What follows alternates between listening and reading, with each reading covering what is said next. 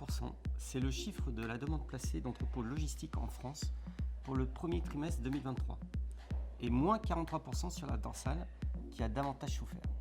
Cette baisse était déjà pressentie sur la fin de l'année 2022. Cependant, la demande exprimée reste toujours dynamique.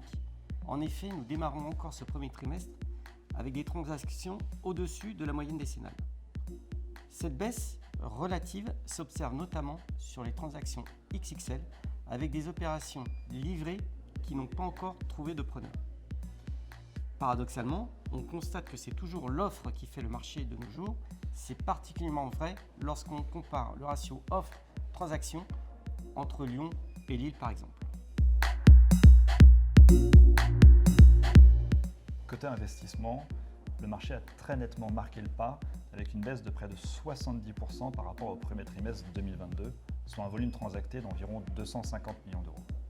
Ce n'est absolument pas une surprise, puisque ces chiffres sont la conséquence du blocage du marché de l'investissement qu'on a connu au second semestre de l'année dernière, sur fond de remontée extrêmement rapide des taux d'intérêt et par là même des taux de rendement immobilier.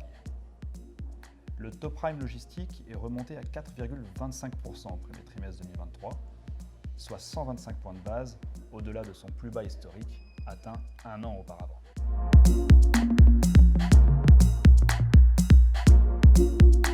Justement, cette remontée rapide des taux va probablement nous être salvatrice, car la logistique a connu une correction beaucoup plus rapide que les autres classes d'actifs, ce qui nous permet déjà d'avoir aujourd'hui un nouvel équilibre, certes précaire, entre vendeurs et acheteurs. Et notre secteur reste la priorité d'un grand nombre d'investisseurs internationaux, portés par la relative bonne santé du marché locatif et le potentiel de croissance des valeurs locatives. Il est d'ailleurs intéressant de noter qu'aujourd'hui, des actifs loués à travers des baux courts ou permettant de capter cette hausse des loyers à court terme se vendent mieux que des immeubles loués à travers des baux très longs, où la création de valeur est inexistante. Chez Cushman & Wakefield, nous intervenons déjà sur près de 600 millions d'euros de transactions initiées depuis le début de l'année, signe d'un marché toujours très actif. Côté utilisateur, aujourd'hui tout le monde a intégré qu'il n'y aura pas de réindustrialisation sans logistique en France.